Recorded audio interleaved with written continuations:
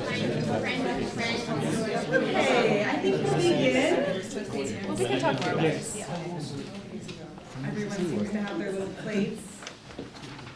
Our visitors from the east side haven't served themselves yet, but I am sure that you will after the talk. Welcome to everyone. Welcome to the second in a series of lectures on the topic of media, form, and thought, an initiative of the comparative literature faculty in kind of an attempt to engage with philosophers, anthropologists, and psychologists, and others not necessarily readily identifiable as media studies people, right? But who nevertheless have a great deal to tell us about media, both old and new, and mediation as central to the work we do as literary scholars, as theorists, as thinkers. I would like to thank the co-sponsors of the series, the USC Dornsife Divisional Vice Dean for the Humanities, the Undergraduate Dean and Graduate Dean, the Departments of Comparative Literature, Latin American and Iberian Cultures, I think Julian is here today, the chair, the Department of American Studies and Ethnicity, English, French and Italian, and Slavic Languages and Literatures, as well as the French and Francophone Research and Resource Center, the German Studies Program, the Center for Visual Anthropology, and the School of Cinematic Arts. So thanks to Aki, who's also here today. So our first lecture, for those of you who were here, was Tariq El-Haik, who was here in the fall. And our third lecture will be a week from today, same time, same place. Peter Sendy, David Herlihy, Professor of Comparative Literature and Humanities at Brown University, will speak on the topic of the image in the age of its general exchangeability. And next year, we have like a 95% confirmation from Catherine Malabou, date to be announced. It will be in April next year. So it is a great pleasure to introduce and to welcome back to Los Angeles, Professor Samuel Weber. He is Avalon Foundation Professor of Humanities and co-director of the Paris Program in Critical Theory at Northwestern University and the Paul Deman Chair at the European Graduate School. So before teaching at Northwestern, he was right across town at a university that I will not name, but which has had relatively fewer scandals. Professor Weber attained his PhD in comparative literature from Cornell, where he worked with Deman. From Ithaca, he went on to Germany and became strongly influenced by the work of Adorno and the Frankfurt School. And the breadth of his research and of his capacious mind is rather stunning, with publications on psychoanalysis, literature, philosophy, media, technology, institutions, and theater. Adorno, Benjamin, Lacan, and Derrida, and on and on and on. He translated Adorno's Prisms, Derrida's Signature Event Context with Jeffrey Millman, and Derrida's Limited Ink into English, and was co-founder and editor of the journal Glyph. His book Return to Freud, Jacques Lacan's Dislocation of Psychoanalysis, originally written and published in German in 1978, was translated into English in '91. The Legend of Freud, a book that asks whether it is possible to read Freud as a Derridian, was published in 1982. The answer, in case you are wondering, is yes. Institution and Interpretation, in which Weber argues that the founding of a certain institution is always based on the acts of delimitation and exclusion, was first published in 1983, with its expanded edition appearing in 2001. So you see that he's read and reread and translated and edited. In Mass Mediaris, Form, Technics, Media, from 1996, perhaps his first work to explicitly take up the question of media, but which nevertheless cannot be said to belong to the discipline of media studies in any conventional sense, Weber explores whether we can consider television, radio, film, and writing as different forms of inscription. He also explores the interrelationship between these media and their linkages, and is interested in mediatic articulation that not only enables the inscription of individual works into a complex network, but at the same time is always in the act of creation of this network. In addition to his prolific academic career, Weber also worked for many years as a dramaturge in opera houses and theaters in Germany.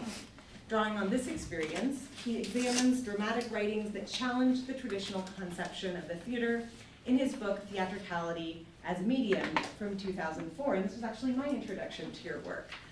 Weber describes the irreducible opacity of theater as that which defines the quality of theater as medium. He writes, quote, "Out of the dislocations of its repetitions emerges nothing more or less than the singularity of the theatrical event. Such theatrical singularity haunts and taunts the Western dream of self-identity," end of quote. And I tried to translate that into Spanish once, and it did not translate well. So he helps us in that book think with and beyond genre, to think about media, specifically theatricality, as medium, but in speaking about media, he also challenges us not to think of distinct mediums as separate from one another, but always already in relation to each other. In 2005, he published Targets of Opportunity on the militarization of thinking, and 2008 saw the publication of one of Samuel Weber's most important books, Benjamin's Abilities, an exploration of Walter Benjamin's use of the suffix "barkeit," which can be translated into English as ability or ability. Here, Weber turns to Derrida's notion of iterability, the power or the potentiality to repeat or be repeated, and attempts to link it with Benjamin's suffix. His most recent book, Inquiétante Singularité, was published in France in 2014, and he is currently completing a book titled The Toward a Politics and Poetics of Singularity. Today, he will speak on the topic of the Mediacy of the media, a psychoanalytic approach. Please join me in welcoming Samuel Weber. Thank you. Thanks, Erin. Thank you very much, Erin, for inviting me. It's a pleasure to be back at USC after many years and to be back in LA more generally, especially after the Chicago winter.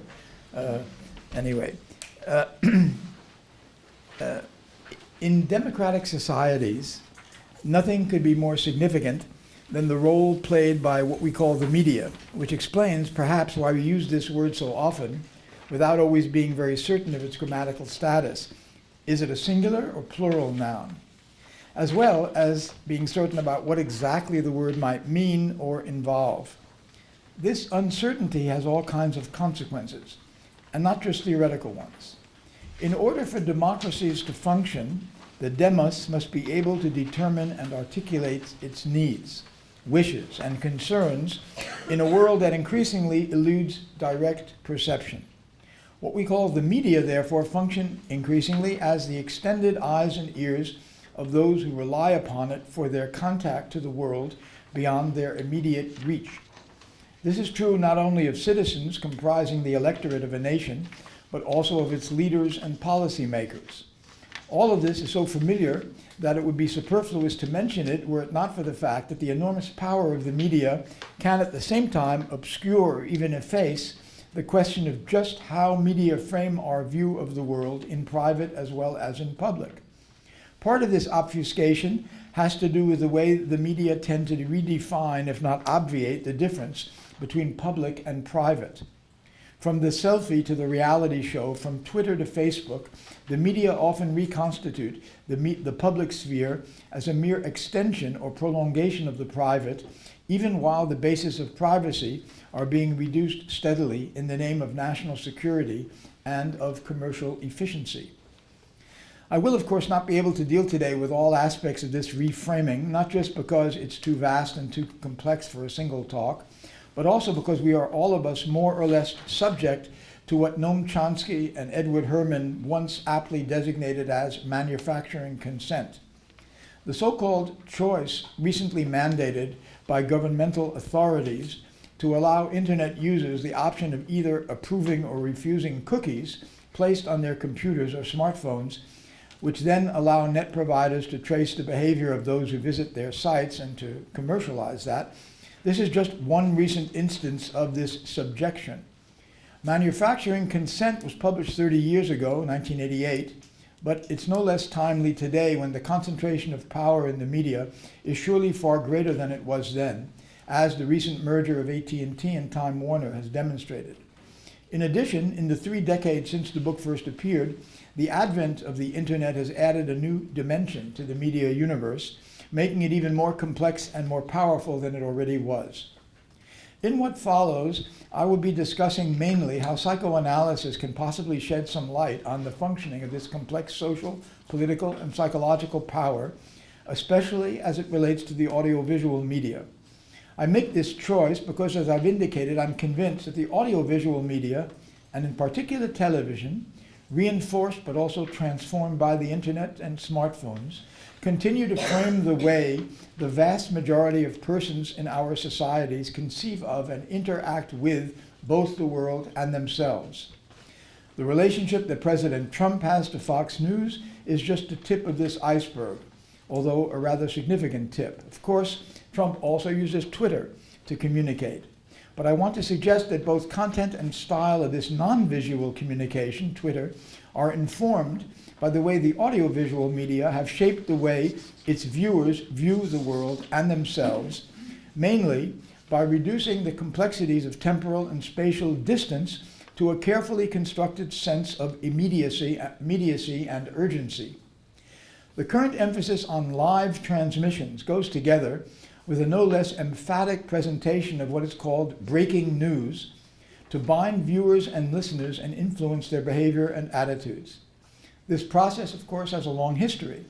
It can be retraced at least as far back to Orson Welles' 1938 radio adaptation of H.G. Wells' War of the Worlds, describing the attack of extraterrestrials in New Jersey in the run-up to World War II. And it continued in docu-fictional form during the 40s and 50s in radio programs such as the aptly titled You Are There, which sought to transform its audience into eye and ear witnesses of momentous historical events. In both cases, the distinction between fiction and immediate historical and political reality was deliberately dissolved in order to bind listeners to the medium of radio.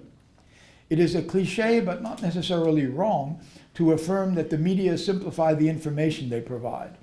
The degree of simplification varies from country to country and within countries as well. I do not believe that this is an inherent tendency of the media as such, because I don't believe that there is such a thing as media as such. What we call the media involve certain technical constants that are changing, but the effects these produce and the way they are put into play reflect specific cultural, economic, and political forces of the societies in which they operate. In short, it's a mistake, I believe, to ontologize the media, but it is not an innocent one nor one devoid of consequences. The tendency to ontologize media does not come about by accident. It is rooted in the way language is used and treated. For instance, the use of the definite article, the media, precisely tends to attribute to media a degree of definition that they may not intrinsically possess. This begins with the question that the definite article leaves undefined. When we speak of the media, are we talking about a singular or a plural object? If plural, what sorts of differences are involved? Those between different media? Those in the notion of media itself? If we leave off the definite article, we can perhaps wonder whether media should be treated as singular or plural noun. However, to anyone who has encountered recent discussions of the notion of singularity, such questions will be familiar and useful. The title of a book published in 1996 by Jean-Luc Nancy, Être singulier pluriel, suggests precisely that singularity and plurality may not be mutually exclusive. It is therefore perhaps best translated as being singularly plural, which is why singularity should not be confused with individuality. Whereas the latter word suggests indivisibility, singularity connotes not just what is unique, but what is odd, what doesn't fit in, and that therefore implies relations to that form from which it demarcates itself.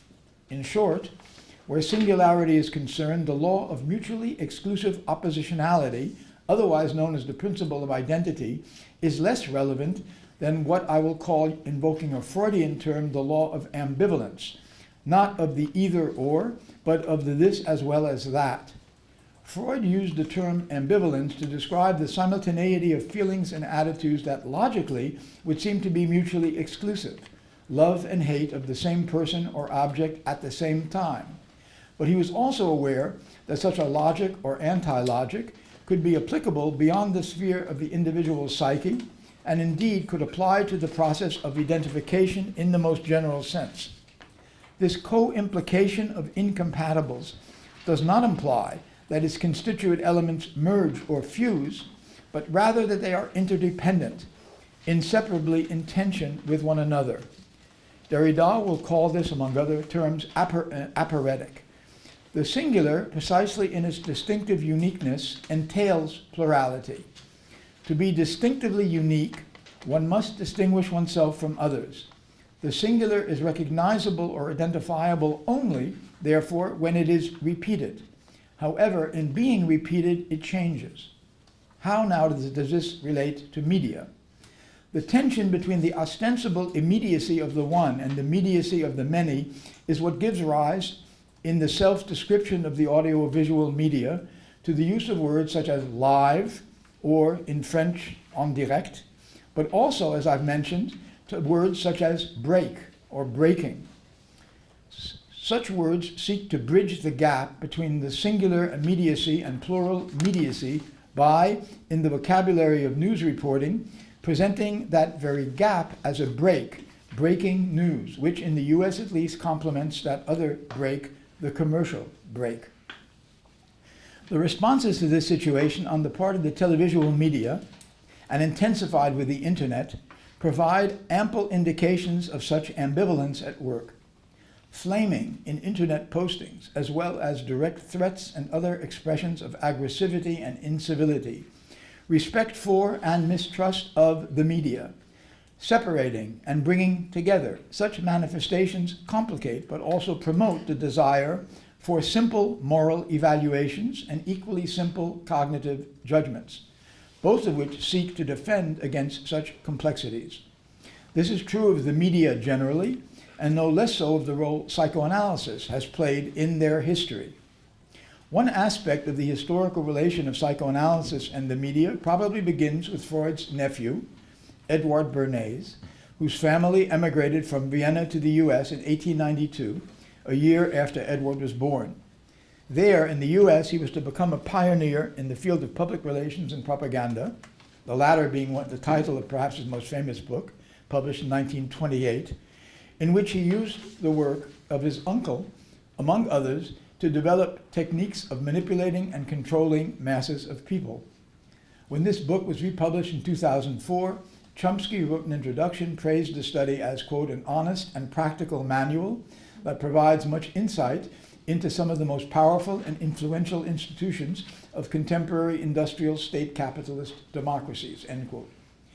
Edward Bernays is an example of how a psychoanalytically inspired thinking has served the cause of manipulating public opinion, even if at the same time it can contribute to a critical understanding of the conditions that make such manipulation possible. In North American universities, by contrast, psychoanalysis has been largely relegated to the position of a barely tolerated outsider. Despite or because of a continuing interest on the part of students as well as a certain public, one never tires, in the US at least, of denouncing the irrationality, unscientificity of psychoanalysis, and of the ritual of placing Freud together with Marx and certain others into the dustbin of history until history itself is condemned as a whole to that same dustbin, as testified to by what, to my knowledge at least, is a uniquely American expression, namely, that's history, meaning something is over and done with. I don't know of any other, at least, country in which you would have that same expression. One practical result of this widespread, if not universal, condemnation is that in the US at least, outside of training centers, psychoanalysis is rarely taught in anything like a coherent manner. It survives, and perhaps not even there, it survives in the courses and writings of individuals, often located in departments of literature. Not always, while this can often whet students' appetite for more, that more will not be easy to find in most universities. The situation in Europe is, I believe, somewhat better, but overall the established academic division of labor impacts enormously on the possibility of psychoanalysis being studied and practiced as anything other than a therapeutical technique. And yet, as Freud, Lacan, and many others have insisted, the import of psychoanalysis can only be impoverished if it is reduced to such a technique, however important its therapeutic function undoubtedly could be. This situation makes it all the more significant that there should be spaces, important that there should be spaces and places where a sustained and comprehensive introduction to and reflection upon psychoanalysis can be pursued. And this includes reflection on its implications beyond the sphere of a purely individualized experience. But such a desideratum is easier stated than put into practice, since the compatibility of psychoanalysis with university instruction should not be held to be self-evident.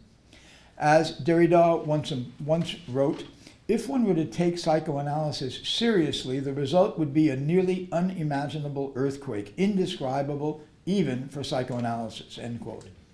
The reason for this seismic threat is not just abstract, neither simply individual or social, but rather, quote again, passes through ourselves through the interior of each individual, end quote. The consequence, still according to Derrida, is that the logic of the unconscious, I'm quoting him, remains incompatible with what defines the identity of the ethical, political, and juridical in its concepts, but also in its institutions, and therefore in its human experiences, end quote. This suggests that psychoanalysis, if ever, quote, taken seriously, could shake the institutions and assumptions that lie at the basis of all identity and identification, and hence of a certain sense of order, social, political, ethical, even cognitive. Of course, taken seriously here implies an interpretation of psychoanalysis of the writings of Freud, Lacan, and others that does not simply remain at the denotative level. And this is even more true if one hopes to interpret the relationship that psychoanalysis might have to media in general and to the audiovisual media in particular. To illustrate one direction such a reading might take, let me return to the text from which I've been quoting, namely For What Tomorrow, in which Derrida is discussing with Elisabeth Roudinesco, a leading French historian of psychoanalysis. In the following passage, Derrida focuses on the notion of the subject, a term and concept that significantly plays no explicit role in Freud's thought or writing, no more than does that of the self. Derrida insists on the transformation that this notion undergoes in Freud's writing. I think you have a handout. This is quote 1 on it. Derrida writes, in place of a subject conscious of itself, answering for itself in a sovereign manner before the law, one can introduce the idea of a divided, differentiated subject that cannot be reduced to a conscious egological intentionality. And the idea of a subject installing progressively, laboriously, always imperfectly, the stabilized, that is, non-natural, essentially and always unstable conditions of his or her autonomy against the inexhaustible and invincible background of a heteronomy, end quote. The reason why Freud does not use this word, subject, at least not emphatically, becomes clear, I believe, from Derrida's intervention. The concept of subject serves generally to stabilize and normalize what cannot be stabilized, namely the heteronomous conditions of its putative autonomy. This applies not just to individuals, but also to collective political entities.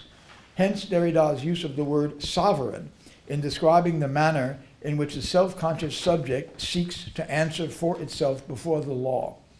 When one extends this notion of subject from the individual to the collective and to institutions, legal, political, economic, the institutions that articulate its life in society, one begins to see just how profound and extensive the shock of psychoanalysis taken seriously could become, but also why it is generally combated with scorn or dismissed with ridicule by those interested in maintaining existing power relations based on just such a notion of autonomy, individual and collective.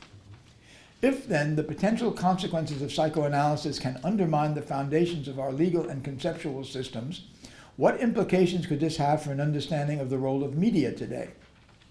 Again, I want to emphasize that my use of the plural here is not just to stress the diversity of the different media in one country and in different countries, but also to suggest that the media themselves may not have an ontologically fixed essence or function, and that therefore when we speak of the effect of media today, we are always referring to, but also abstracting from very particular uses and situations in which media have developed and operate. Given the powerful socioeconomic interests upon which the televisual media and increasingly the internet depend, I think it's safe to affirm that one of the primary functions of the media today in the United States, but increasingly also elsewhere, is precisely to transform what Derrida calls the effort to stabilize the always unstable conditions in which subjective autonomy plays itself out against the inexhaustible and invincible background of a heteronomy, as Derrida puts it. What Derrida calls here heteronomy, I want to suggest, is always historically and socially determined, even if it is never entirely reducible to any one particular set of historical conditions. In the United States, the tension between instability and stability is dramatized but also normativized in the already mentioned formula of breaking news, or news break. What appears to be broken is the expectation of a linear continuity between past, present, and future. This is already implied in the notion of news, quite different from other languages, for example, French, where you have actualité. What is new is held to be different from what is old. But when the differential break becomes the incessantly repeated form in which the old is presented again and again, it loses its power of interrupting expectations and instead winds up confirming them. It tames that heteronomy to which Derrida refers by assimilating it to what is familiar.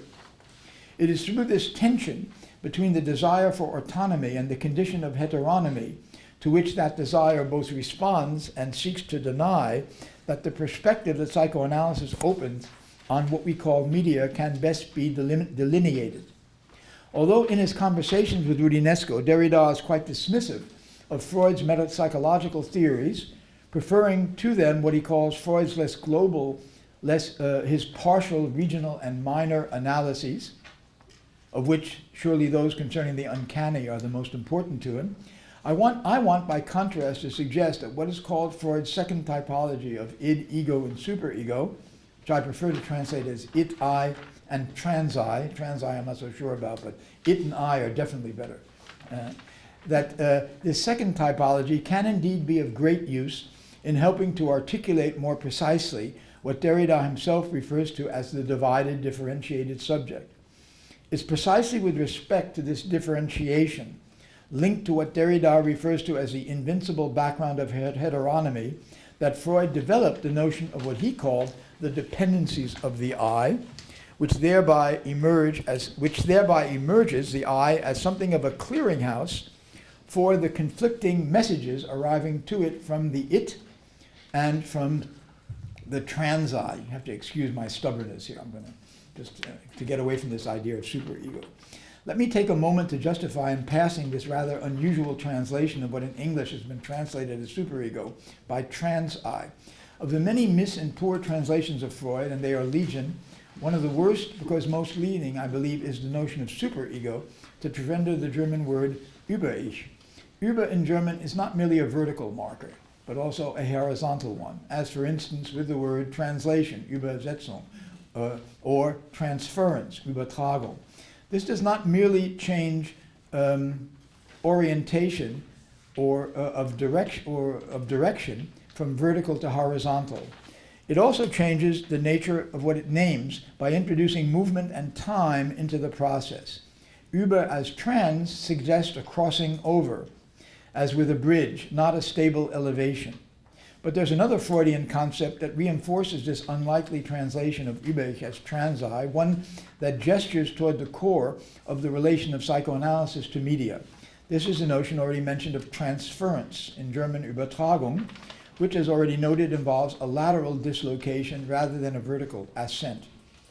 Literally, it signifies a carrying over or across, very close to the Greek meaning of metaphor. But in addition, in normal usage, the German word also designates transmission, such as that of an event by radio or television. Finally, in German, it can be related to and distinguished from a translation, an Übersetzung, since it generally implies not the mere reproduction of an original, but its modification as well. In other words, Freud's second topography conceives of the psyche as a complex process of transmission. The psyche is thereby construed to be a subject that is irremediably separated from itself by virtue of its internal differentiation, which allows it to send, receive, store, and process messages and impulses received from elsewhere. That elsewhere is at once both internal, so-called it, and external, trans-I. The I, which has the function of mediating between the contradictory messages and impulsions coming from the it and the trans-I, forms the privileged addressee of most of the messages emitted by the audiovisual media, which appeal to it by offering what could be called the objective correlative of a collective selfie. To understand the power of this appeal, it will be helpful to recall the way the I is theorized in the writings of Freud and Lacan. Both emphasize the relation of the I to a certain interpretation of visual experience. This privileging of the visual has a long history, as you know, but one that lives on in the name television, chosen to designate a medium that from the beginning has involved hearing as well as seeing.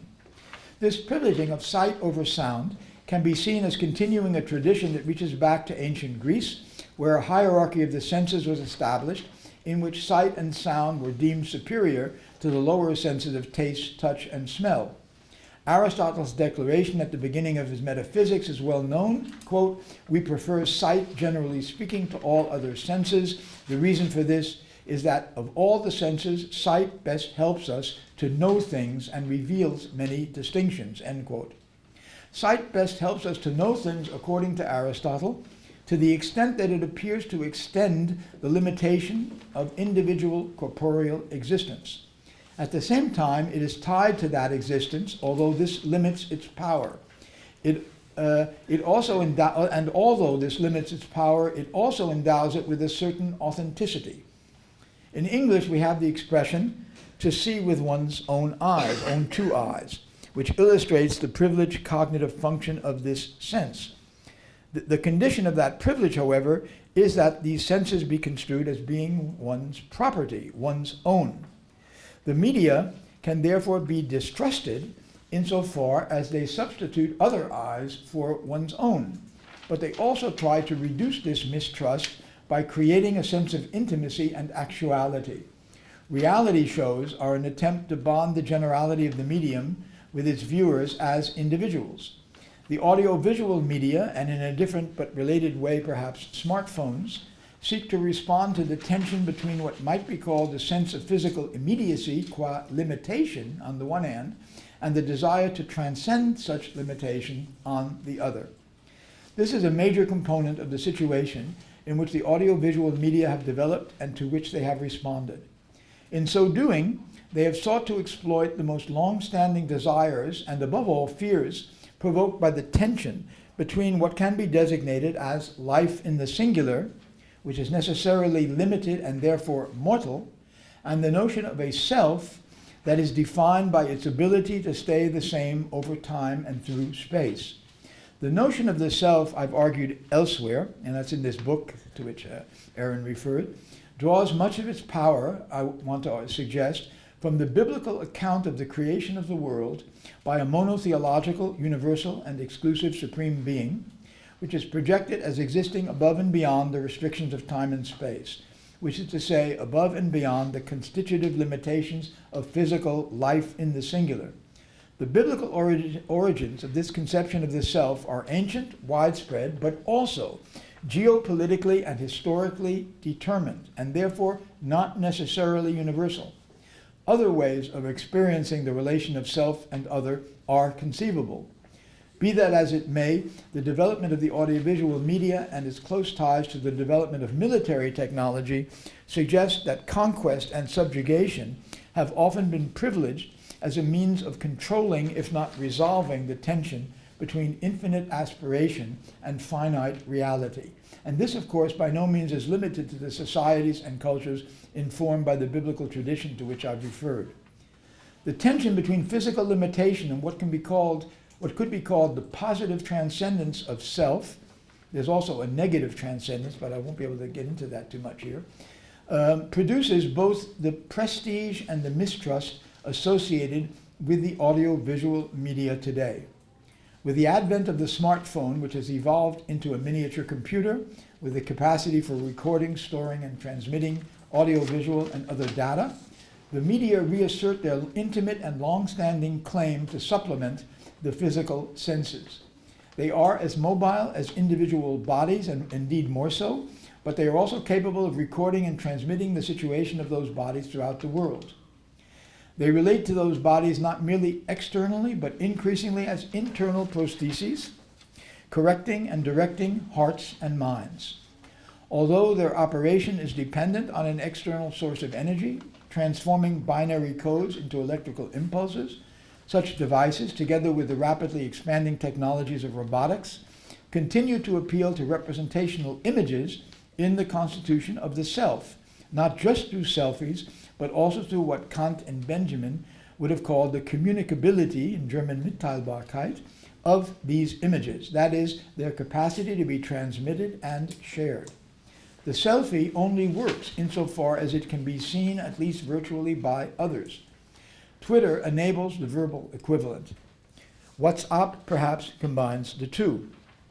What's up in all of these practices is the other, excuse my occasional pun, is the other as reachable but not necessarily localizable, hence not necessarily physical addressee, audience, spectator, and reader in one. The role of sight in the effort of the eye to overcome its own corporeal limitations is reflected upon by both Freud and Lacan. In The I and the Id, also known as the ego and the id, Freud describes the eye, quote, as first and foremost a bodily eye. And he goes on to say, not merely a surface entity, but itself the projection of a surface, end quote. In a note to the English edition of this essay, which is not reproduced strangely in the German versions, Freud explains briefly how this projection of a body upon a surface is linked to the eye. He writes, the eye is above all something corporeal. It's not only a surface entity, but is itself the projection of a surface. Freud thus interprets the eye as modeled upon a notion of the body, conceived, however, not as traditionally since Aristotle to be something like a container of the soul or psyche, but rather as the mental projection of a surface. As Laplanche and Pontalis pointed out many years ago in the so-called autoerotic stage, the body is organized around oral and anal erogenous zones that involve apertures. The passage to narcissism reorganizes this discontinuous surface into a more stable border, defining an opposition between I and other, internal and external. If we think together these two arguments, the result could be that the projection simultaneously distances itself from the discontinuous, non-unified bodily surface of erogenous zones in order to create a model upon which the I can then construct its sense of self-identity and continuity. The Lacanian mirror stage can be understood as a further elaboration of Freud's insight into the projective character of what Freud called a Körper-Ich, a body eye. According to Lacan, it is the perceived image of the other, and often the child's perceived mirror image, that helps orient the formation of the I, in which the image is apprehended as an integrated Gestalt, that is, as being self-contained, and thereby provides the child between 6 and 18 months with a model for the notion of a unified I. The unity of this I, via the perceived Gestalt, nevertheless remains in constant tension with the bodily experience of disunity that the child at that age has to endure. Thus, the I is formed as a reactive, defensive, identificatory projection, identification with the image as a unified Gestalt, designed precisely to deny the alterity upon which it depends. The I depends on the otherness of an image perceived as a whole, as well as on the space that separates it from that image. But it also must deny that otherness and that distance if the image is to serve as the identificatory model for a sense of the self-identity of the I. I note in passing that this ambivalence, presupposing the heterogeneity of the other while simultaneously denying it, can once again be linked to the theological account of the origin of the world and of all life through the spontaneous creative act of a supreme being, conceived as entirely self-identical and independent of its relation to others. The tension that results focuses in English on the word image. Man is thus construed as created in the image of God, but precisely in order for God to provide an alternative to the human mortality, finitude, and the sexual differentiation of singular human beings, man must be identified with that being. Man must not attempt, therefore, to reduce the distance and difference that separates his imperfect being from that of his creator, and yet he must also seek to overcome that distance and difference if God is to provide the identificatory model of the human as being self-contained and autonomous. The narcissistic eye of the Lacanian image stage has, in a time increasingly dominated by consummate neoliberalism, drawn support and strength from its relation to the audiovisual media, whether radio, television, film, internet, or smartphone.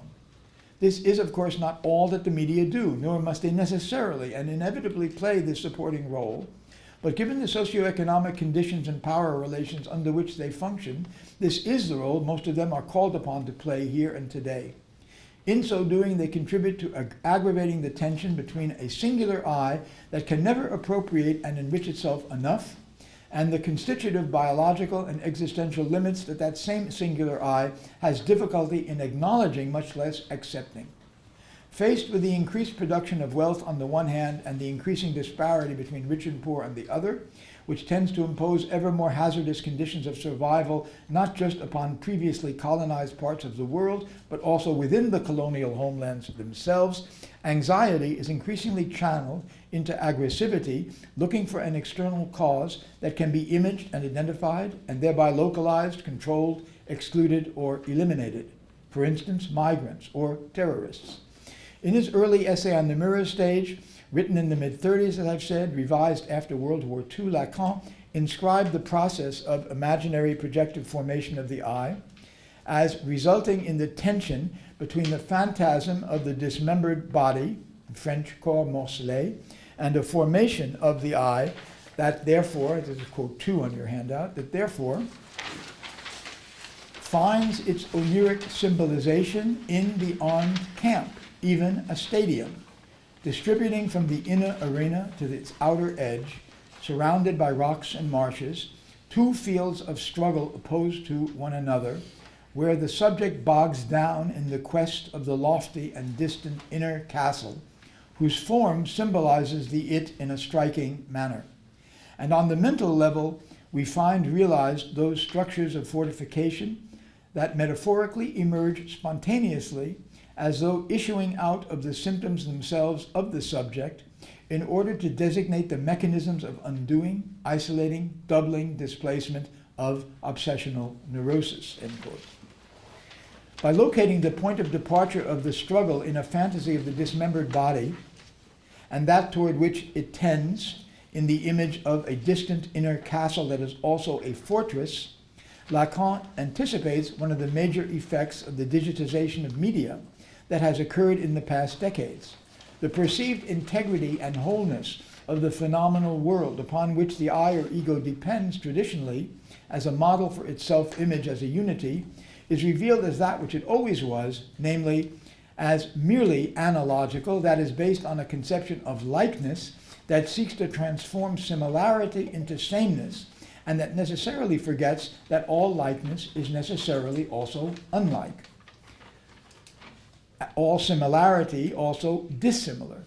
The dismemberment of the analogical through the digital appears often as a more or less violent process of pixelization in which the image of a coherent object breaks up into its smallest visible parts, pixels, which in turn are the manifestations of binary codes.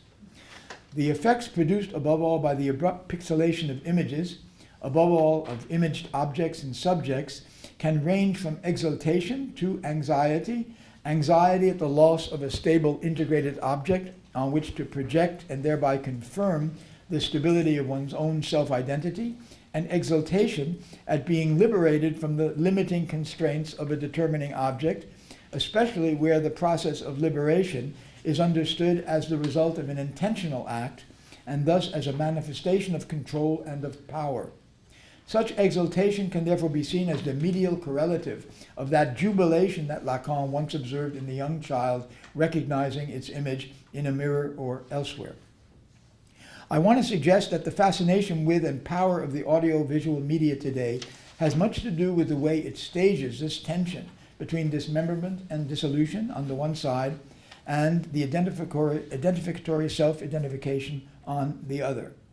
The tension, however, is in a certain sense socialized, once the look of the other is brought into play. Despite the important French series of analyses of this look of the other, ranging from Sartre to Derrida and Lacan, for the purposes of this talk, I want to invoke a more concise, perhaps, and earlier insight of Walter Benjamin. Benjamin's notion of aura is well known, but a bit less well known is that it went through a series of transformations as he sought to think out its manifold and often contradictory implications. His earliest attempt to define it was to associate it with what he called in German, borrowing a French word, the étui. Namely, in German, he also referred to it as a futteral, that is, a luxurious protective case in which expensive commodities such as jewelry or watches are presented. I note in passing that Apple, followed by many other companies, has put into practice the suggestion of Edouard Bernays by appealing to the pre- and unconscious desire that drives a certain consumption, which is less concerned with the use value of objects and with their psychic exchange value as a means of strengthening self-esteem and invoking the esteem of others. Marketing products today involves as much their packaging, including the étui in which they are presented to their new owners, as anything else. The new owners who are congratulated on their acquisition. Depends more on this than on actual price-performance ratios of the product itself. The carefully cultivated Apple stores are yet another manifestation of this desire to find a secure home away from home through consumption and acquisition. Benjamin's second attempt now to define the aura is the one that became the best known in his essay on the work of art in its age of technical reproducibility, where it becomes part of a process of perception and reception. This is the third quote in your handout. Benjamin writes, "The unique apparition of a distance, however near it may be, on a summer afternoon, resting, to follow a mountain range on the horizon or a branch that casts its shadow on the person resting, that can be called breathing the aura of these mountains, of this branch." Benjamin's surprising insistence here is that the aura is not simply a property of an object, but involves a relation to that object that is irreducibly corporeal. The beholder is described first as resting or at repose, at ease during a summer afternoon. But this bodily beholder doesn't just see, he or she breathes. In thus relating the aura not simply to a detached visual perception, but to the alternation of breathing, Benjamin recovers the Greek origins of the word aura, breath, cool breeze, air in motion, before it acquired its visual significance in Latin. But Benjamin's third and final exposition of aura, this time in relation to its decline, is perhaps the one that is most immediately relevant to the audiovisual media today. It comes in his essay on Baudelaire, where he describes the experience of this decline of aura in a way that is also present in the writings of Kafka, to which Benjamin does not here refer. This involves the experience of the unreciprocated glance. This is quote 4, short quote on your handout. Inherent in the gaze, however, is the expectation of being responded to by the one upon whom it is bestowed. To experience the aura of an appearance means to endow it with the ability of opening its eyes or looking back.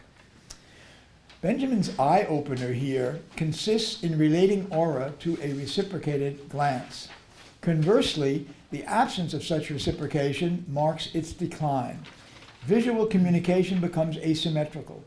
But strangely enough, such asymmetricality does not appear to be an entirely negative experience, as quote 5 on your handout suggests. Quote, "Glances may be all the more compelling, the more complete the viewer's absence that is overcome in them. In eyes that look at us with mirror-like blankness, the remoteness remains complete. It is precisely for this reason that such eyes know nothing of distance." In short, the lens of a camera, whether of a smartphone in a selfie or of a TV or film camera, knows nothing of distance, according to Benjamin. And this is what constitutes its appeal, an appeal that he does not hesitate to designate, not as even as erotic, but as sexual. Quote 6, What happens here is that the expectation aroused by the gaze of the human eye is not fulfilled. Baudelaire describes eyes that could be said to have lost the ability to look. Yet this gives them an appeal that to a large, perhaps overwhelming extent, serves as a means of defraying the cost of libidinal desires.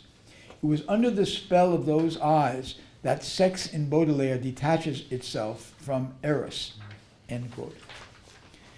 And in a short verse of Baudelaire's that Benjamin then quotes to illustrate the process of detaching sex from eros, the Freudian and Lacanian accounts of narcissistic projection are both confirmed and delimited. Quote 7, in French first, plonge tes yeux dans les yeux fixes des satyresses ou des nixes.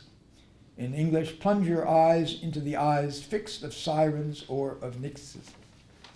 What seems to be new here, and this is why the Baudelaire passage not only confirms the process of narcissistic projection, but also delimits it, is precisely the fact that the terminus ad quem, the object at which the projection is directed, is no longer that of a well-defined gestalt, but rather that of a glance that is literally absent-minded, a glance that has never been informed by any conscious intention.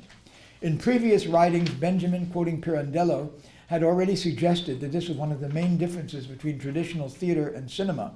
In the latter, the actor is confronted not by an audience that is attentive, but by something closer to the unconscious or the uncanny, namely the eye of the camera.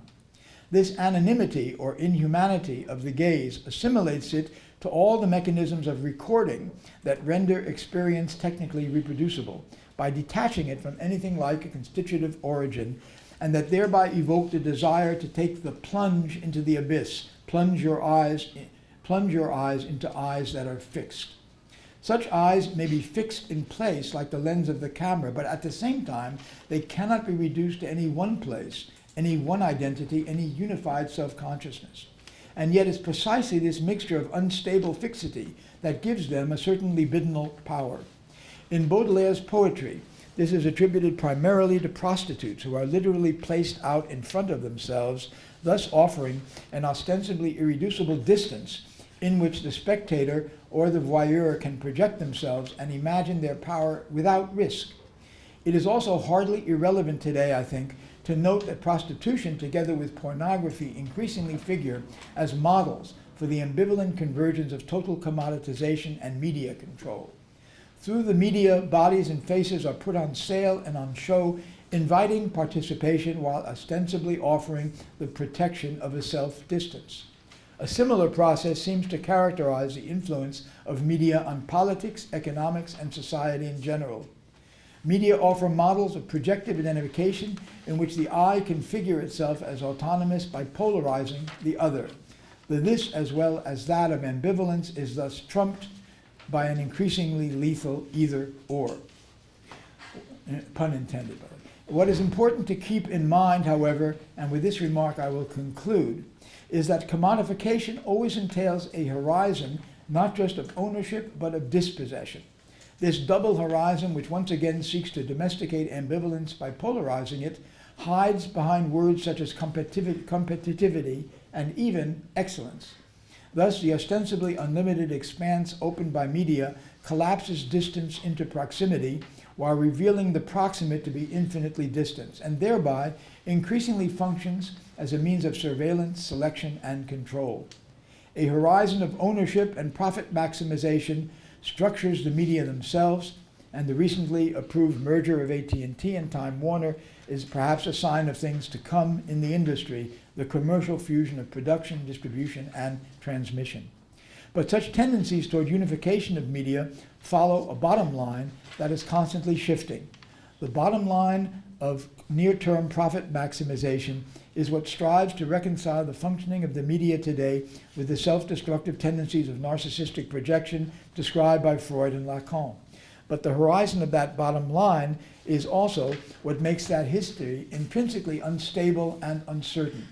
For just as no bottom line ever fully touches bottom, the process tends to reintroduce the uneasy tension between aspiration and respiration, inspiration and expiration, that continues to mark the rhythm of singular living beings as finite even and especially in an age of medial reproducibility. Thank you for your patience.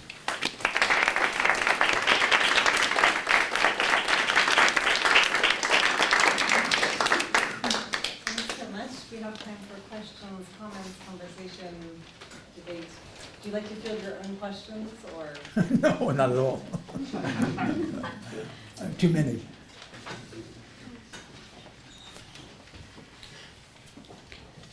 Sorry to have read that so rapidly. I don't usually like to read quickly, but I was afraid it was a bit long. I didn't want it to be to last too long.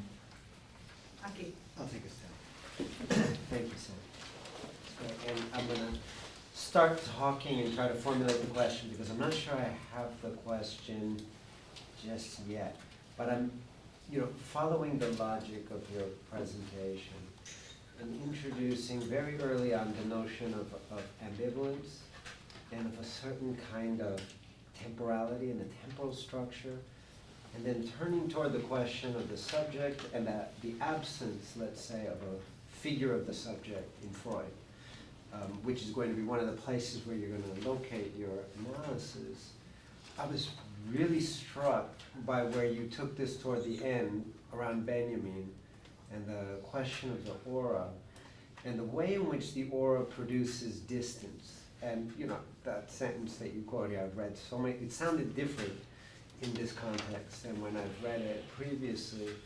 And it has to do with it made me start thinking that there's a problem here, and your refrain is this notion of breaking news, right, which is the urgency. And if you spend any amount of time watching CNN, which I have, sadly, the last couple of months, after taking long breaks from it, because I just cannot bear to watch that sense of urgency being constantly invoked, as if there will be breaking news every couple of minutes, right? But it made me think that, especially in light of where Benjamin's notion of the aura takes place, right? I mean, reproducibility destroys the aura because the cult object has a singular place. And it made me start thinking about that cult object, the artwork, being something like a subject, and media being something like this kind of Freudian subject that is always divided and postponed. Thinking about CNN started this thing with a countdown, drives me crazy, this ticker clock, Brexit in 36 days. One day I was at the gym and I saw it said that they were counting down to the Howard Schultz town hall. And I thought, what a sad thing to time your way toward. It's so pathetic, but everything is a countdown, this movement toward. And it made me think that there's this notion of media as a kind of, as a certain kind of subject is incapable of being one. Right? And of course, the weird fantasy of media is immediacy. It's almost like its own erasure, right? Yeah, that the erasure of mediation would be a kind of immediacy, which is what these media outlets are striving for, and in a way that many of these technologies and platforms are operating under, right? This instant, as you said, this accessibility to the other, right? And this kind of ability to reach out. So the question that I'm sort of formulating is really more out of a certain surprise at where you took the flow of this talk and really sort of entering into the space of the aura and of Benjamin, which sounds almost like a longing for some kind of restitution, reconstitution not as if one could unify the kind of pluralities of media into a single, but it seems like you're on the verge of articulating this very strange singular plural thing that you invoke several times vis-a-vis Nancy, and this question, Michael Fried, who read my dissertation, got furious because I used the word media in the singular, and he told me I'm agrammatical and I don't know. It's a good sign. It's a good sign, right? And so I'm wondering if I can get, the question would be to ask you to kind of expand a little bit around this notion of the aura and to take it to this place. Absolutely, yeah. Thank you so much. I think one reason that you may have sensed something different about the Benjamin quotation is that it's not translated that way. The business of breathing in is left out. You see, this is one of the joys and interests of translation. You say, why was that left out? Well, why it's left out because it's so odd that he should suddenly, he's what seems to be describing a visual relation, suddenly talks about breathing or breathing in, the aura. And I think it's very important that if you know Benjamin's work, you know that he was constantly, as with Derrida, in a different way, with breathing. Why? Because breathing introduces temporality, finitude, alternation into the movement of bodily existence, of living beings, in a way that's often taken for granted, you see. And so it has a lot to do precisely with the introduction of temporalization. But the temporal medium there is one not just of symmetry, but of discontinuity as well, you see. So whether it's the breathing or the heart beating of the heart or pulsation or whatever. So I think that one of the reasons I found that important is that what I was basically trying to suggest, of course, is that since I don't believe in the media per se, that there are different possibilities of the media, and that the one that's being developed in our reality is very much governed by a capitalist system that must emphasize the element of property and the proper and ownership above all else. I mean, I think this is an important factor that is not accidentally often overlooked, because technologies introduce all sorts of very complex movements of exchange and substitution and so on. But if you look closely, they aren't unoriented. They're oriented toward the bottom line. That's what I wanted to mention there. And that implies a certain conception of time, space, and identity, basically. So, and the idea of that Benjamin would insist, and Derrida in different ways, on the importance of breathing as a sort of fact of life, of what's often called the subject,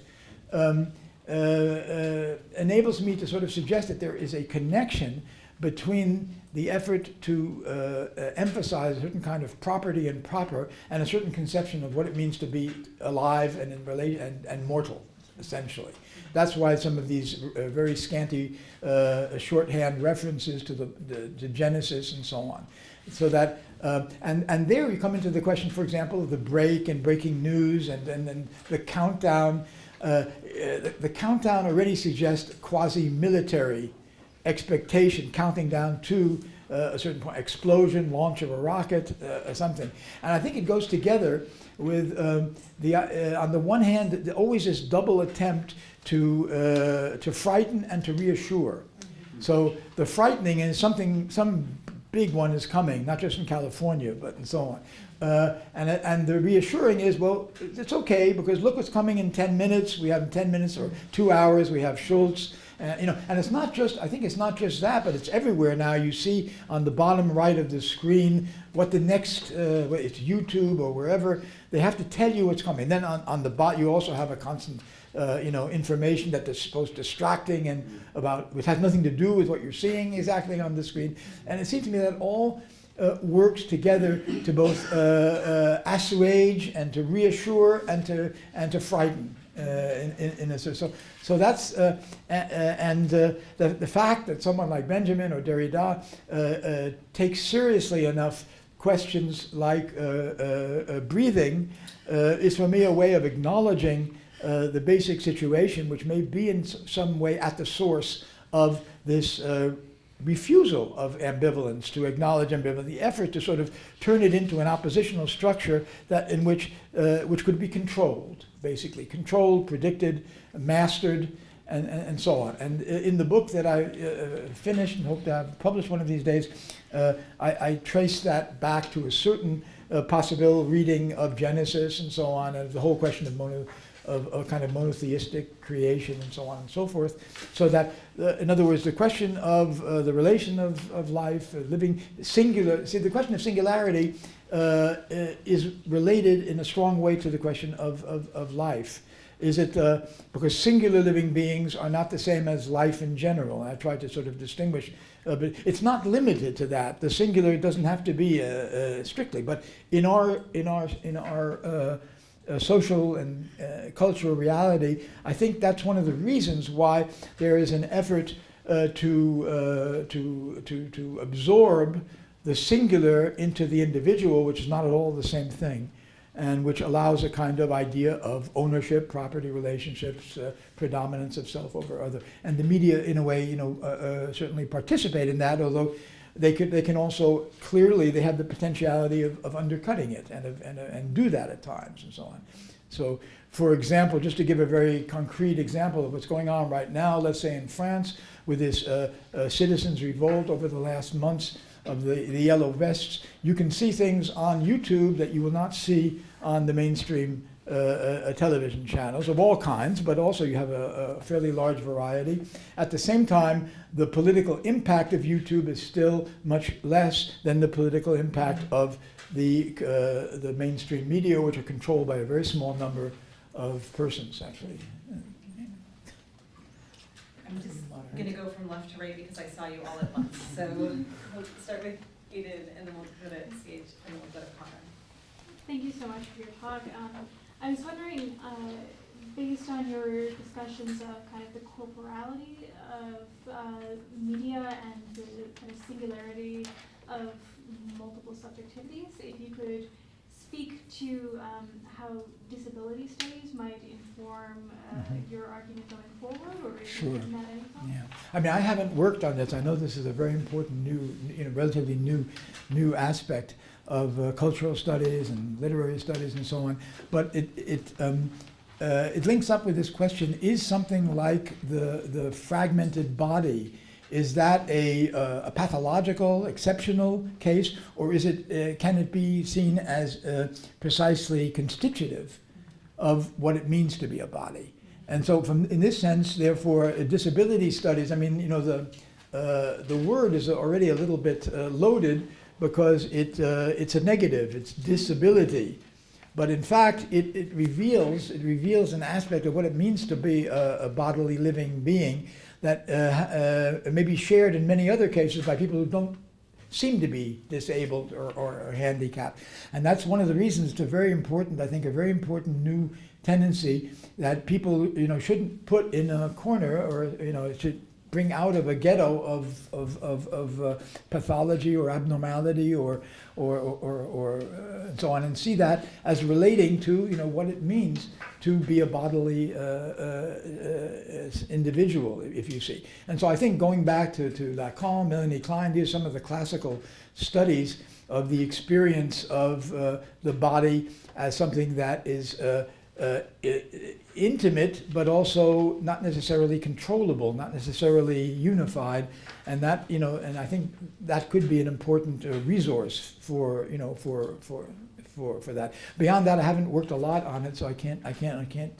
But I find it very, I think it's certainly an important aspect that I would encourage in this connection, because the main problem is this notion of a unified, organically whole body as the norm. You see, and it seems to me that psychoanalysis, properly understood at least, should call that into question, really.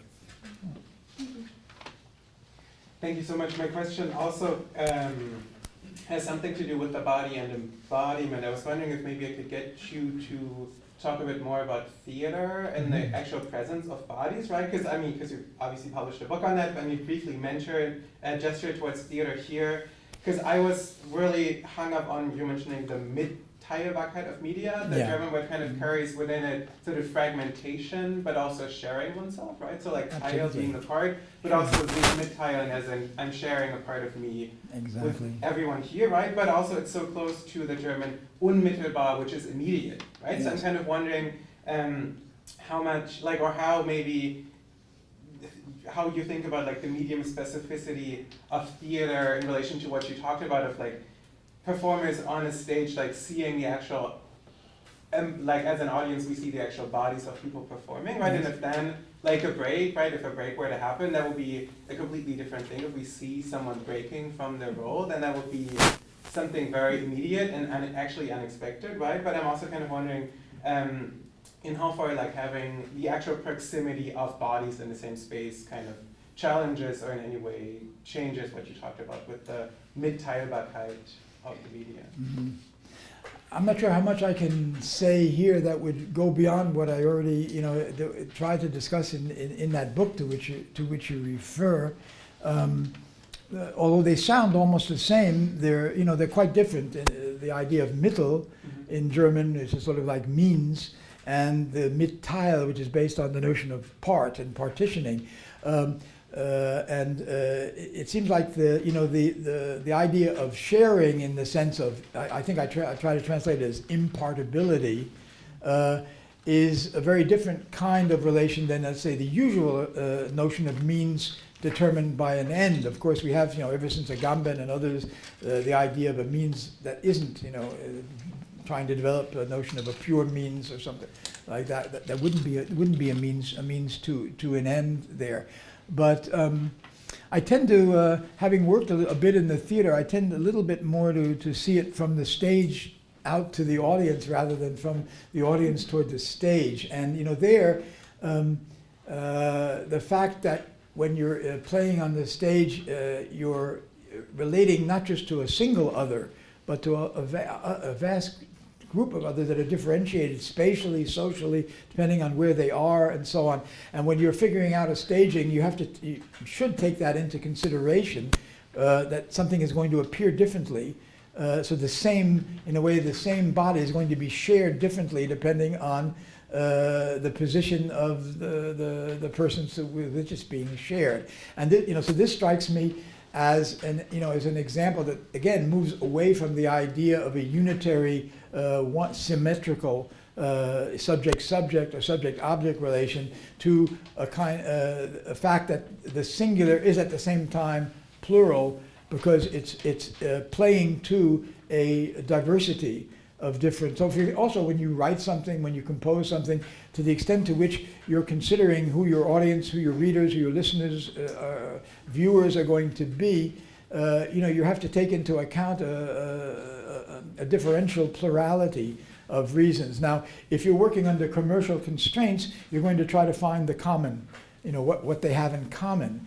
But I think if you're working less under a commercial constraint, you might be able to investigate more what the differences are and how those differences relate to one another, and then try to see how you can possibly address those differences in a performance that's one and the same, and yet that isn't one and the same either. So it's a challenge, I think, to do that. But when you're on the stage looking outward, it's also immediately realized, whom do you play to there, and whom do you address, and it's also, I think, why, for me at least, the most convincing acting styles are those that don't focus on the limited individuality of the actor, but sees the actor as in relation to a kind of spatial temporal surrounding. So, for example, the way you move, the pauses, the rhythms of delivery become as important, or more important, than the idea of expressing some internal or external meaning there, if you see what I mean. I'm not sure that's a very good answer, but that's all that occurs to me at the moment. Connor, and then Veli, and you had your hand up before, actually. Okay, what's your name? CJ. Okay, CJ, and then Veli after CJ. Connor. Oh, okay. Thank you so much for this talk. It was actually immensely illuminating, because I fall back on that Nancy essay as well when studying media, particularly video. And so I'm going to kind of focus on that a little bit, because that's sort of my hang-up, and I have a question about the singularly plural there. And I started to think this as you were speaking of the I as constituting self-identity and continuity through erogenous zones. And in this context, I immediately think of smartphones that we are constantly touching and looking at and sleeping next to and just always around. And I think you were heading towards this, or at least gesturing towards that. And so they became my preferred object for the media here. And so I kind of want to ask, after the otherness of the image of this body that is not me but mine, as it is like constantly reproduced in these images, right? So if we need to negate that otherness in this process and to sort of reinforce this continuity that we've been pursuing through erogenous zones, with this increasing dispersion of that image, again, that body, that I have to negate the others of to identify as mine, and identify myself to speak mine, could one say that it's becoming more plural, and in that increasing plurality, how does it affect the singularity in that conjunction? And it seemed at the end you were sort of saying that this collapsing of distance into proximity emphasizes the infinite distance of the proximate. But I'm wondering about, worry is not at all the right word. I'm wondering about the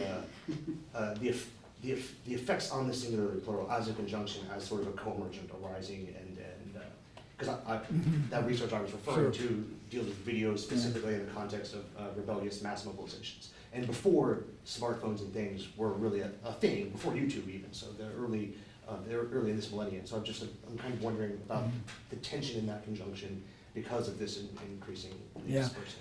Thank you. I don't want to suggest that any remarks I could make about smartphones would come close to exhausting the medium, because that, in principle, I wouldn't say that, because there I'm sort of more pragmatist.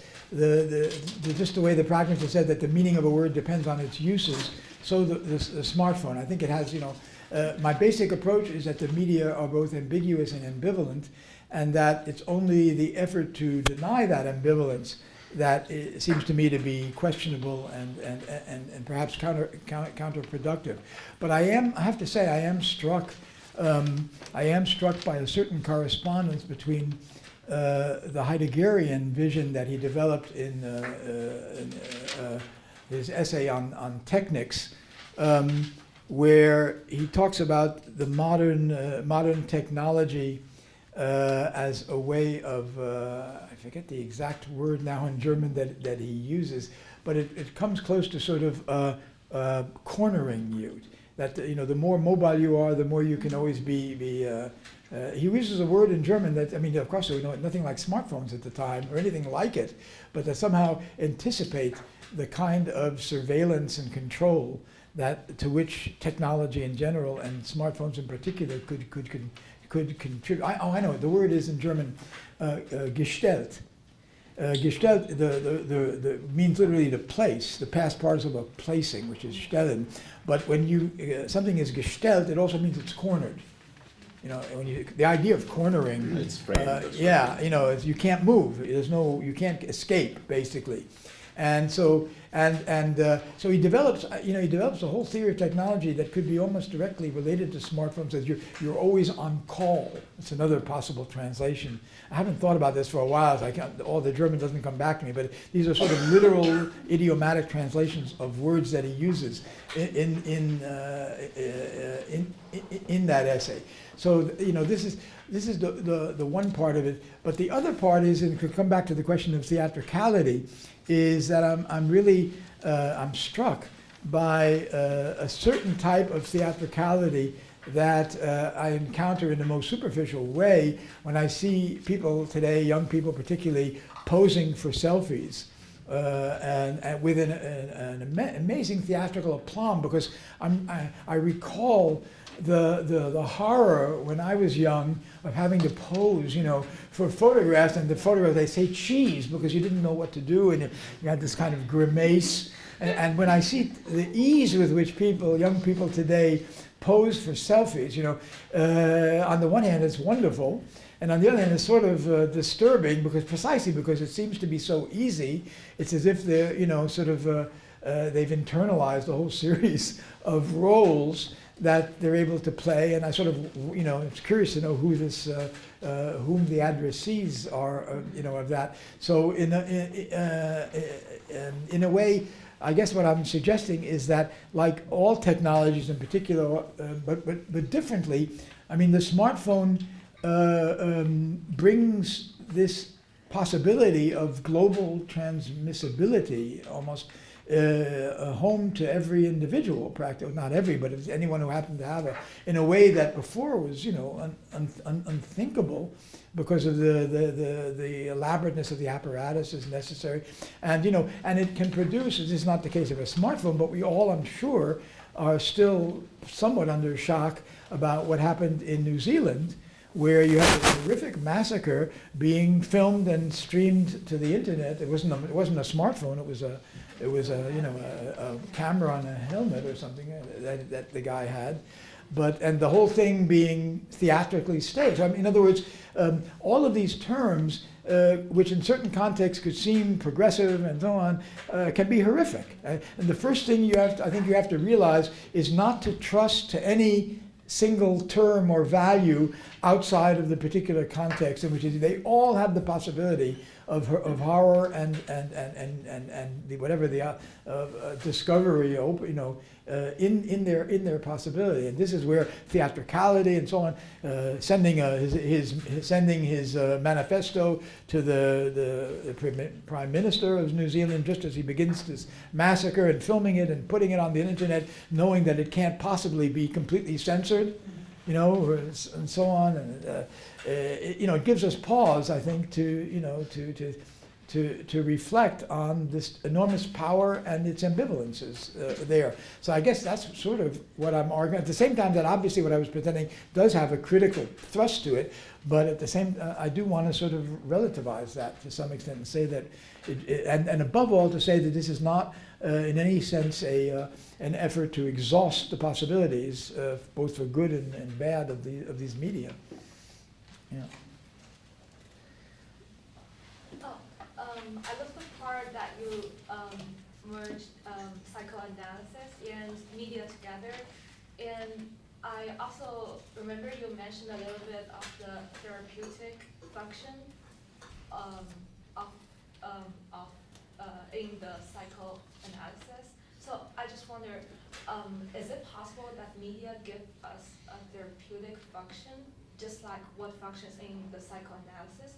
And even it is truly a therapeutic function, is it in a certain unconscious structure or agenda or a certain ideology? Yeah, I mean, it's a very interesting question, which I haven't thought enough about. For example, I don't know how it is in the U.S. now, but in France, I spend the half of each year there. They're now introducing, they're introducing the possibility of consultations by telephone, smartphone. They have it as well here. You have to pay for it, of course. I'm sure you have to, either show your insurance card and your credit card or whatever. But the idea that then, when again, the same answer really that I just gave before. I'm sure there are tremendous possibilities for therapeutic efficacy. At the same time, one has to be very, very, vigilant about the possibilities of abuse of that as well. I mean, there's no way it's going to come, and it's happening, and so on. But you could also raise the question, for example, whether a psychoanalysis could be conducted by smartphone or by because you're not supposed to see the analyst, to begin with. You're supposed to talk to the analyst, but at least in an orthodox Freudian, you're not supposed to be. You don't have a reciprocal exchange. So in that sense, it's the kind of thing that partially what Benjamin is talking about there. So maybe.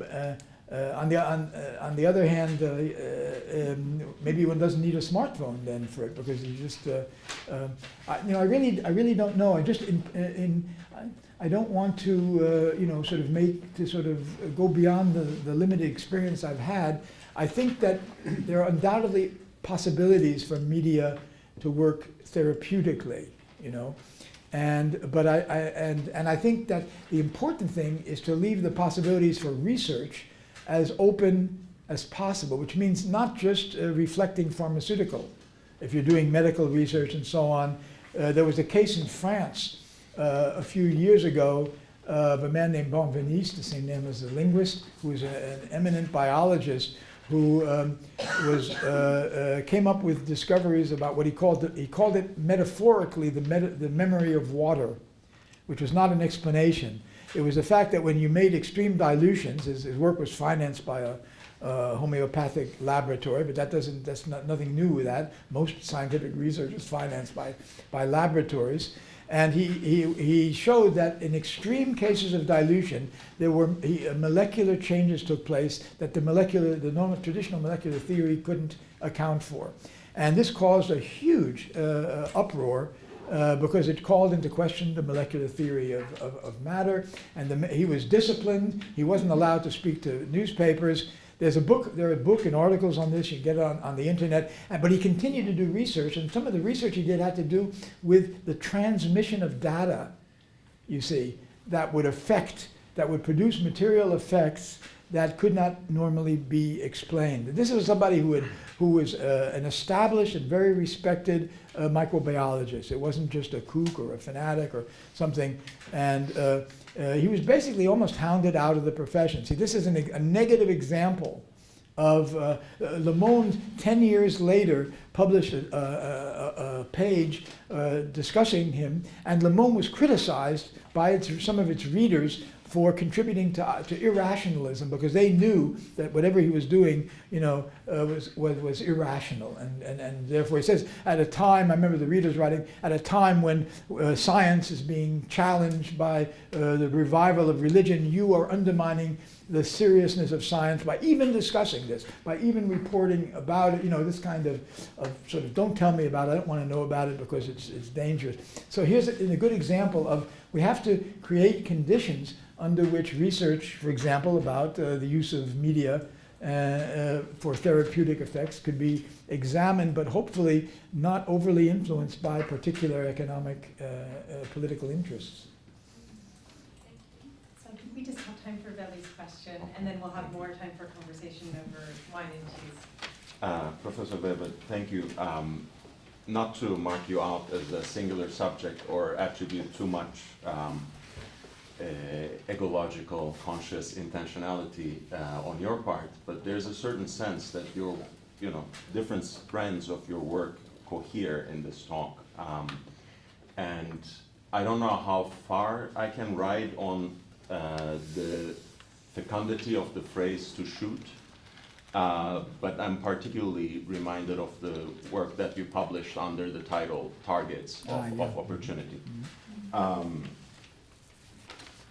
And there's a certain sense as well that moment that you refer in the history of Abrahamic religions or monotheistic religion, which is again a subject that Freud held pretty dear to himself, also connects to this marking of primacy of the visual that you started with which you started this talk. After all, I think it's Genesis 1:3, Yehi or, let there be light. Right? So there's a certain sense that even in the age of Facebook and social media, and I think you were right to invoke the shooter in this regard of Christchurch. He said at some point in that broadcast that to him, again, I'm sorry for all sorts of triggering effects here. It's also particularly hard for me to talk about as well. It wasn't enough for him to, assure himself a certain kind of afterlife through his manifesto. It wasn't even enough for him to, again, kind of declare himself as what one calls meme lord in the current adage, right? It wasn't enough for him to write to Reddit and make all these sorts of seemingly obscure but otherwise quite transparent references in alt-right circles, right? Talk about the interplay of mediacy and intermediacy. He had to be breaking news himself, right? He had to broadcast a live televisual image of what he was doing as it happened. And there was one moment where he said there wasn't even time to aim. There was so many targets, right? Which is very interesting to me again, because we can of course see it as a simple grammatical mistake again, but that ambivalence between singular and plural, as well as his effort to not only constitute himself, but also refer to what he says is a common identity and purpose of whiteness. Exactly. Through this aim of targeting. So I was wondering if you see a similar kind of connection between this primacy of the televisual that you identify in this recent work with what you said about targeting in terms of Sure. of stabilizing, gathering, settling what is unstable, what is unsettled, what is dispersed. Yeah, thank you. I mean, I think it's unfortunately indisputable that there is this connection, and that the planning of this kind of an act is, is clearly done from the very beginning with an awareness of its being able to be shared and distributed and exploited by the media, both implying both the technologies that are available, but also the way in which the media will focus on the break, on the, because my own sense, and you referred to the book Target of Opportunity, where I tried to talk about that, is that killing other human beings in particular, and killing in general, is traditionally a way of demonstrating power and, if not, and even immortality, not necessarily individual immortality, but a collective immortality. And the whole question of sacrifice of living beings that is in the Bible, but is also elsewhere. In other words, when death can be made into an object of an intentional act, another aspect of mortality is denied, which is that mortality is there whether or not it's intended, you see. And it seems to me that you could make an argument that in at least quote Western biblical culture, that this is one of the forms that the denial of mortality takes, that namely killing the other is a way of securing one's own immortality, if you see what I mean. In other words, death becomes something that you can't imagine in a rigorous sense your own death, what you call, because it's no longer imaginable, but you can very well imagine killing the others. And this is why I do talk about that in this book, and targeting is one way of bringing together intentionality with this idea of basically of killing. And it's also why militarization is not an accident in all of this, why I think it's structurally related to the development of technology, because technology in general has this ambiguous quality of both extending the power of limited human beings, but also confirming vulnerability. And so if your technology is then directed in a military way, it's as if the deliberate, intentional, organizational use of it to kill the other is somehow a way of transcending one's own death. And the example I like to think about, I hope nobody is insulted about that, but I think that the Passion of Christ would be very different if Christ had died of an illness than being put to death by an intentional act of a people and so on. So I mean, just think of the differences there. Why theoretically, theologically, maybe there shouldn't be a difference, because mortality is the human punishment for sin and for the fall, and it doesn't matter. It shouldn't matter how that happens, you see. But it's very important, I think, at least, that it happens in this particular way if the aim is to put death to death, which I think is one of the aims of Christianity there. So yes, unfortunately, at the same time, the agonizing problem is what to do about it. If you see what I mean, what